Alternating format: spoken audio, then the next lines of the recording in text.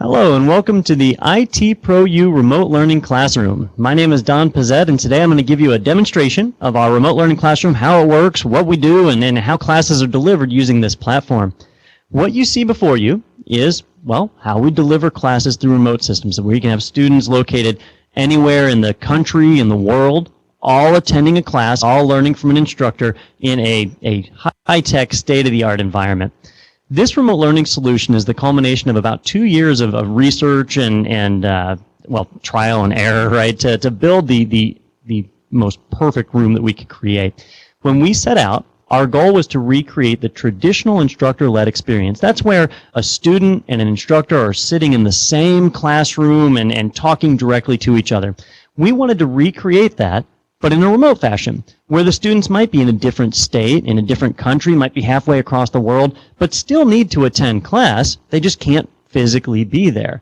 So we took a look at all of the different pieces in a physical classroom and recreated them online. Now, originally we set out just looking for a product that we could purchase that could do this. And after about 2 months, it became obvious that while there are products out there that allow online training, they really don't do the perfect job. They don't fully recreate the traditional experience. And so what we ended up having to do was to find multiple products. We actually use about 5 different products all pieced together to create our remote learning environment. Our goal when we set out was to recreate at least 95% of what we had in a traditional classroom. If we could recreate that in a remote system, we felt that would be successful. By the time we were done, we far exceeded our expectations. We got to 110, 115%. There were things that we found that were much easier for instructors that could allow them to deliver much better content online than they could sitting in the same room as a student. There's things that we can do here remotely that are very, very effective. And so that's what I'm going to be showing you guys today. The room that you see in front of you right now is what's called our lobby screen. When you come into or exit a class, this is the screen that you're going to see. It's designed to convey as much information as possible to the students.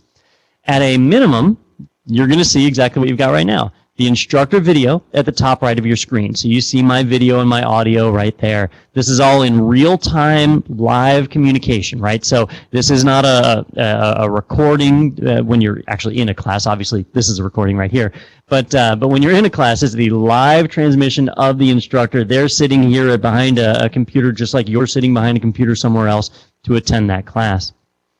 To the instructor's, well, the instructor's right, I guess, you'll see the slides. And these are the slides that the instructor would normally be throwing up onto using a projector to throw them up onto a whiteboard or whatever in the classroom. By demonstrating them here electronically, well, they come through with a much higher clarity. The students can choose to full screen those slides to make them fill up their entire monitor, and you really get good visibility there. Here the slides are pretty small. I'll show you guys a little bit later when we actually get to a lecture piece that the slides become much larger. We've got our attendee list on the far left side of the screen. That's how the instructor keeps track of who's in the class and who's not, right? So we know when a student is actually there. At the center of the screen, down towards the bottom, you'll see a little notes panel where it's got my name, Don Pizzette, and my email address, don@nhnorthflorida.com.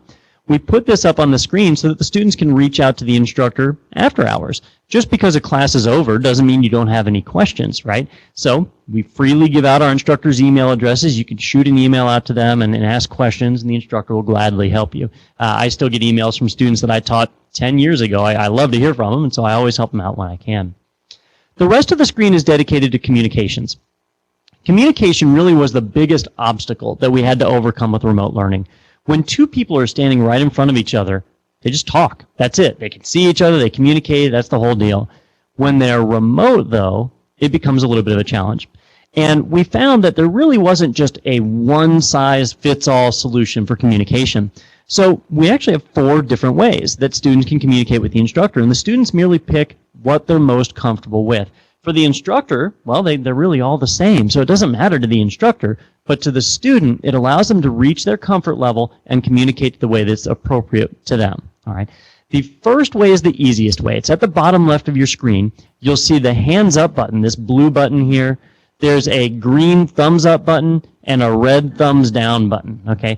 These buttons are designed for the students to quickly and easily get the instructor's attention or answer yes or no, right? The hands up button gets that instructor's attention that says, hey, I've got a question. It's like raising your hand in a classroom, in a traditional classroom.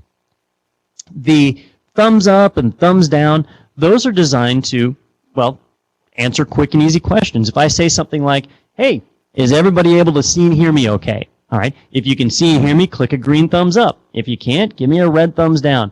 Very easy for students to do that simple interaction there that they can perform with the hands up buttons down there. So they can do a thumbs up, they can do a thumbs down, they can do a hands up, all very simple. And you'll see when I clicked those, that little number that appeared, well, as the students raise their hand, as they do a thumbs up, thumbs down, the instructor sees that and gets a list. Who clicked what and in what order, right? That's real important. If you have two people ask a question at the same time, who clicked it first? Well, the instructor sees that. They know, all right?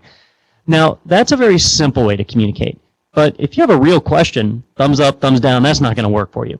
And so that's where our chat screen comes in. At the bottom right of the screen, you've got a chat screen. Students can type a question, and it'll appear in the chat screen. The instructor sees it, the rest of the class sees it, and the instructor can then answer back either via chat or out loud is usually easier. All right. Most people are comfortable with the chat screen. You simply type in the box and press enter, right? Real easy. So this is the method that pretty much everybody is going to be comfortable with. But if I've got a long question to ask, I don't want to type it. And to be honest with you guys, in IT, we've got so many acronyms and things that it's hard to remember how to spell half the things that we do.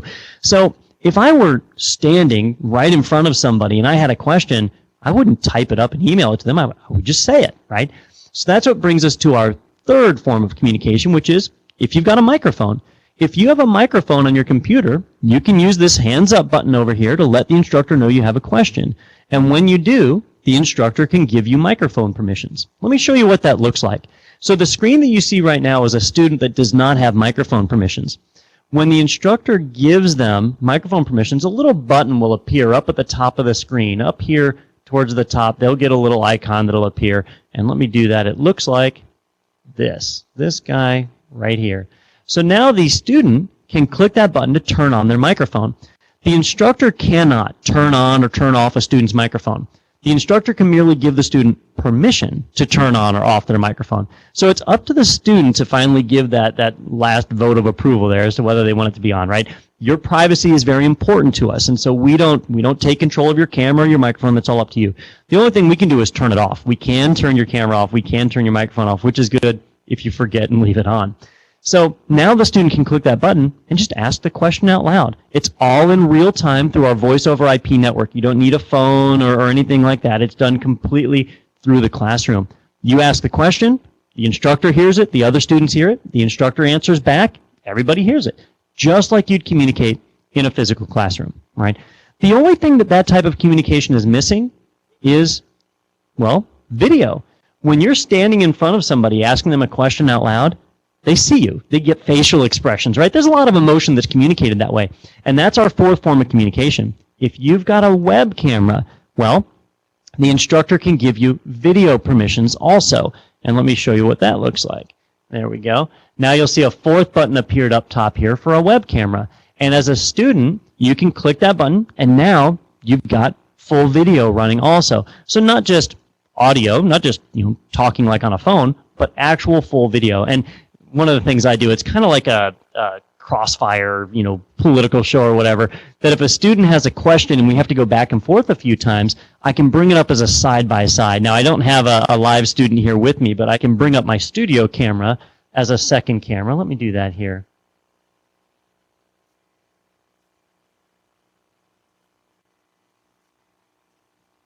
There we go. This is just my studio camera, so now you can see two angles of me. But I can bring up the student's video side by side with me, and now we can start talking, just like we were standing right here in front of each other. Full video, so you see facial emotion and gestures, full audio, the entire class can hear, and this really is that final frontier. This breaks down all the borders of remote training. So the student is remote, but they don't feel like it. Not when the instructor can look them in the eye and they can look the instructor in the eye. But this really tears down all of the barriers. Okay, this is my favorite form of communication right here. But again, it's up to the students to pick. We provide 4 different ways that they can communicate: the hands up bar, the chat room, the microphone, and the full video. The student just picks whichever one they're the most comfortable with, right? So they may not have a camera, or they may just not want to use one, right? They might be at a secure military facility where they're not allowed to use a camera. We've had that happen more than a few times. So they just use the chat screen, or they just use the hands-up button. They use whatever it is that they're most comfortable with, all right? So that's the basic lobby and the basic interaction that the student uses with the instructor as the class goes on. Now, when a class starts, most of our classes are 50% lecture, 50% lab. So half the time we spend just doing a lecture, right? So I'm teaching some technology, or whoever the instructor is teaching. And they'll normally have slides, right? What would an instructor would normally throw up onto a projector. Now, I've got slides here, but this is the lobby. Like I said, normally it's just conveying some basic information. So the slides here, the instructor will normally bring up a slide like this that just shows the course flow, all right? I usually use this slide to show students where we are. That way when we come back, if it's the end of class one day and we come back the next day, that the students can see exactly where we left off. So we'll normally bring in like a big arrow here. Let me throw one on the screen.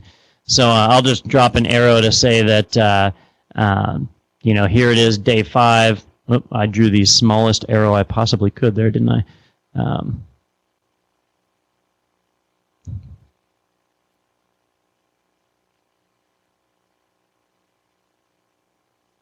There we go. So now when the students come into class, they see that big red arrow and they go, oh, hey, we're on Module 6 today. That's what we're going to be doing, connecting an enterprise network to ISP networks. So, you know, very easy to kind of communicate that across and get that in place.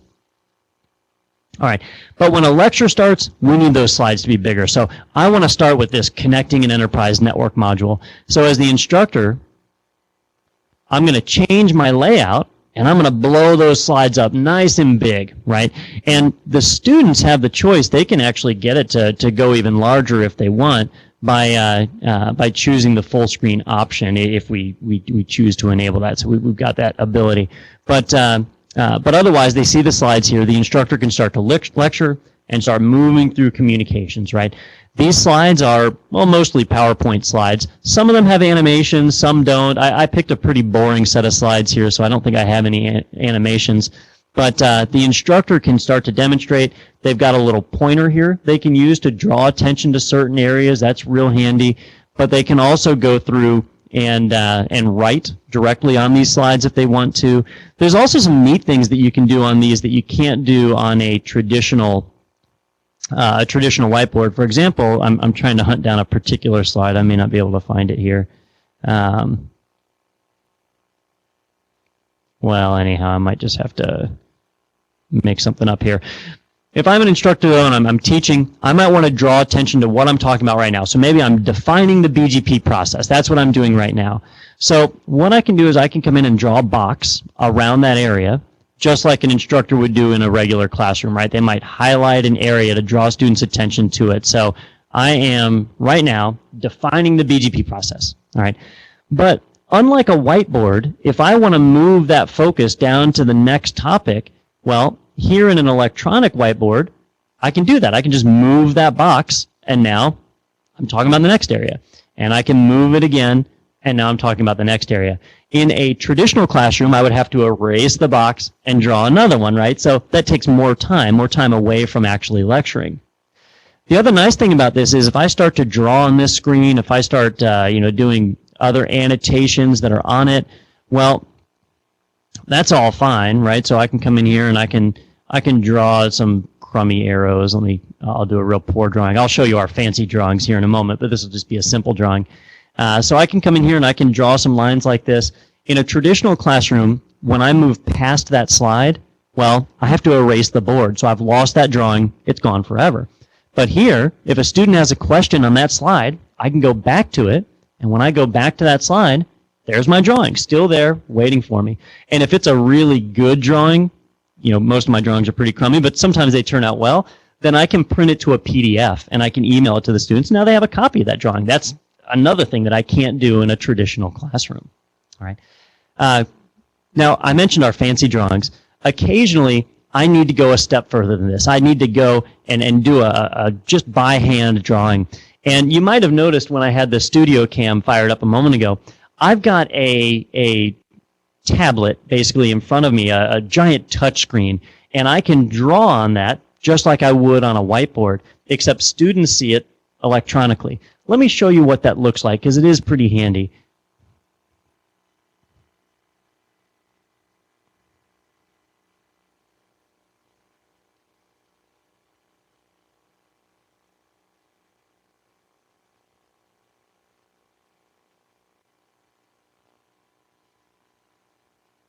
All right. So what you're seeing here is my whiteboard, and on it, I've got a couple of routers drawn right now, but you'll see I've got various pens that I can pick from to change my colors, and so maybe I've got like the internet.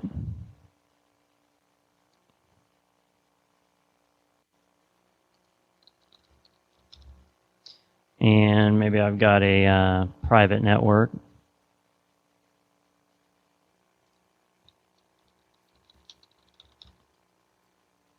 And so I can reach on here and I can draw in my connections and all, just like I was on a regular whiteboard. Very easy for the instructor to do this. And you saw where I was able to type. That's one of my favorite features here. My handwriting is horrendous. If I tried to write the word internet on here, boy, I tell you, it turns out pretty bad.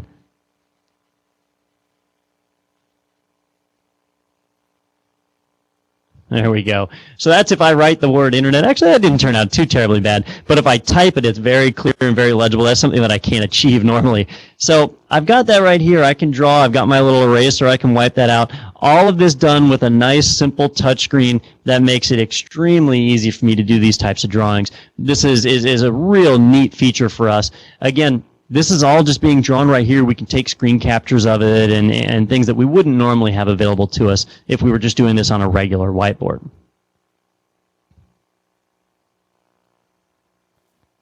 All right. The other thing is if the instructor needs to bring up support files, images, PDFs, things like that, documents, they can bring those up pretty easy and demonstrate them without any major headaches there. So that's all pretty straightforward. All right. The last piece of the labs, and depending on what the class is, you're going to have different types of labs that you do. For example, if you're in a Windows Server class, you'll be remoting into actual Windows Server machines. I'm going to fire one up here in the background. I should have logged into one already, but I hadn't. So I'll get one of those fired up. If it's a Cisco class, though, then you're going to be logging into routers or switches. Let me give you guys a demonstration of that while I'm firing up some servers. So we'll get a couple of things going here.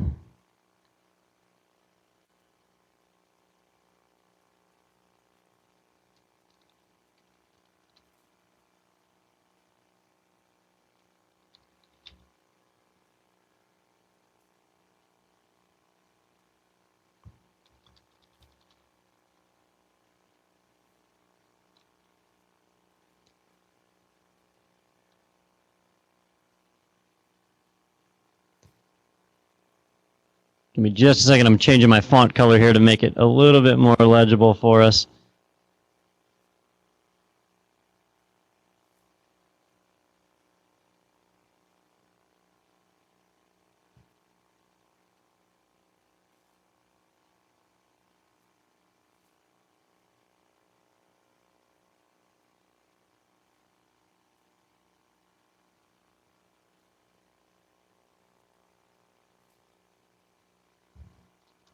Okay, so if I'm teaching a Cisco class, for example, then I'm going to need the students to remote into some routers or whatever it is that we're doing, switches.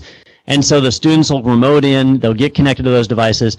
And as the instructor, I want them to be able to see what I'm doing as well as me be able to see what they're doing. And so as the instructor, I'll actually share out my session so they can see what I'm doing, and we'll work through the labs together. So I've got a switch pulled up here, so I'll share that out here. Let me bring that up.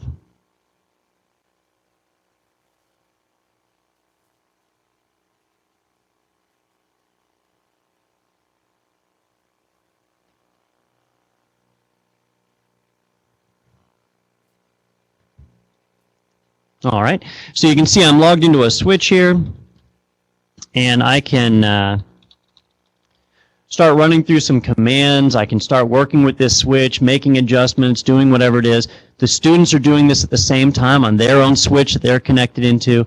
And so maybe I'm teaching them and I say, all right, what we need to do is we need to go ahead and save our configurations now. So we're going to type in copy running-config startup-config. And as I'm doing this, they see my screen, they see the commands that I'm issuing. They can be issuing the same commands on their switch and working through it. If a student is having a problem, then I can pull up their lab, I can pull up their switch and see what's going on, and I can help walk them through it. I can even go a step further, and I can say, okay, well, let me show the whole class your switch, because if one student's having a problem, it might be a problem that everybody else has, or the other students might not be having that problem now, but when they get back to their office, back in real life land, they encounter that problem and they go, man, I really wish I would have seen what the instructor did to fix that. Well, here I can show it. I can bring that other student switch up, the whole classroom can see it, and then everyone can benefit from, learning from that particular problem, right? That's something that I couldn't do in a traditional class. I'd have to get all the students to get up and huddle around a computer. But here, I can share that screen out. Not the student's computer itself. Remember, I said that your privacy is important to us. We can't share out your computer, but your remote labs, we can. So this would be a remote switch that a student connects into that they start to work with and perform their exercises and so on. Now, I did an example of a switch here. I've got a server or a couple of servers booting up here in the background that I'll show you. We do far more Microsoft training than we do Cisco training. And in a Microsoft class, you may need access to a Windows Server 2008 machine or several machines, right? And most students don't have that laying around. So in a remote class, what we do is we allow the students to remote into our data center. It's actually in Oklahoma. The students will remote into that data center, and they'll have access to actual Windows Server 2008 machines or actual Windows 7 machines, Windows XP, whatever machines that class needs. We've already got that pre-built and ready to go. The students remote into those systems, and they work through the labs. Now, during class, they're going through the labs with the instructor. The instructor is helping them. But for 6 months after the class, the students still have access to those labs, right? They can get back into the labs and go through them again and help to reinforce that knowledge, right? That's one of the big benefits of that lab solution. In a traditional classroom, while you're in the class, you have access to those machines. But what happens when you go home or the next week or the next month? You don't have those machines anymore. And so your retention is hurt by that. If you don't use that technology every day, if 2 months go by and you've never used or implemented the technology that you learned about, you start to forget. It happens. It's not your fault. It's just how it is. But if you had access to those machines, you could go through the labs again. You could refresh yourself. You could stay up to date on that technology. It's a great thing. It's a very, very beneficial thing to the students. So what I want to do is I want to show that to you guys. I want to show you what that remote environment looks like. So I'm getting logged into, whoops, I think I'm getting logged into, I'm typing the wrong password is what I'm doing. I'm getting logged into a machine here so I can demonstrate that for you. Let me bring this up.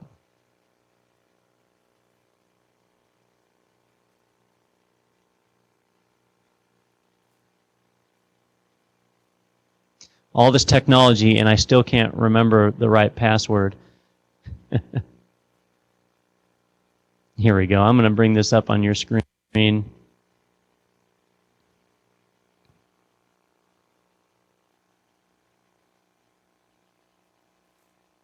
Okay, so what you're seeing here is one of our remote labs. This is the remote lab for the Microsoft 6425 class, an Active Directory class. If a student is going to learn about the Active Directory, they're going to have to implement it. And to implement it, well, you're going to need a couple of machines. You need some servers that are Active Directory servers so that they can get in and learn about what they're going to be implementing. So what you're seeing here, whoops, if I stop getting click crazy here, what you're seeing here is one of those machines. This is a Windows Server 2008 machine. It's a full installation. So this is not like a flash demonstration or anything. This is a full copy of Windows Server 2008 running on actual server hardware, and they can come through and they can do the lab. Or, you know what, if they don't want to do the lab, if they want to just experiment on their own, they can. It is a full installation, fully licensed. You're an administrator on it. You can do whatever you want to these machines. There's no real damage that you can do from them. Anything that you mess up at the end of a lab, you just delete your changes. The changes go away. The machine is reset back to normal. All right. The students can go through here, and like I said, maybe I'm learning about the Active Directory. Well, this particular machine doesn't have the Active Directory installed on it, so maybe I need to install it. All right, well, not a big deal. I just go here into my Server Manager, and I'll go into my roles, and I'll go to Add Roles. Right, and this is exactly how you do it on the machines back at your office, because, well, these are actual machines. That's something I can't say enough. So here I'm going to install Active Directory domain services. That'll allow me to become a domain controller and run the Active Directory. And so I'll just go through that installation process. Now, these are all set up according to the labs that are in the students' books. So they have their books, they follow their labs, they go through the instructions.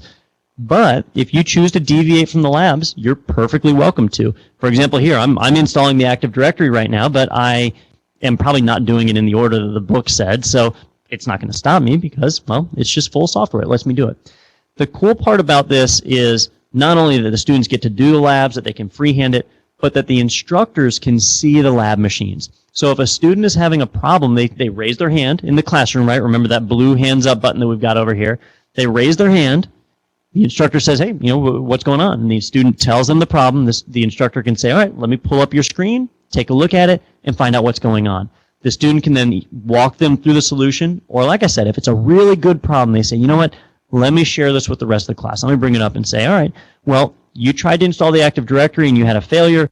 Here's why. Here's the steps we'd go to find that problem. Here's how we fix it. And that way everybody learns. So that's our remote lab solution, and it's really one of the feathers in our cap, one of the big laurels that we have here is that our remote learning solution, not just the remote learning classroom, but the remote learning labs combined, create just an amazing solution and an amazing experience for our students.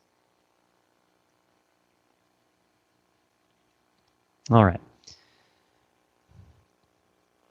Well, that pretty much wraps up our online demonstration. And I think I've shown you guys everything. Let me run down the list here. So we started with 4 forms of communication, right? The hands up bar, the chat screen, microphone, and full webcam, right? We took a look at our slides and the presentations there, the instructor whiteboard, and then we ended talking about our labs. I showed you guys like a Cisco lab, and I showed you guys a Microsoft lab. We've got other labs like Adobe Design Labs and other labs based on different classes, but they all work that same basic technology. So I think that pretty much sums it up. I hope you guys enjoyed the demo. If you have any questions, you're always more than welcome to ask either your counselor or account executive, or you're more than welcome to ask me. My email's right there on the screen. You can shoot me any questions you have. I'm always available to help. So I hope you guys enjoyed the demo, and we'll see you in class.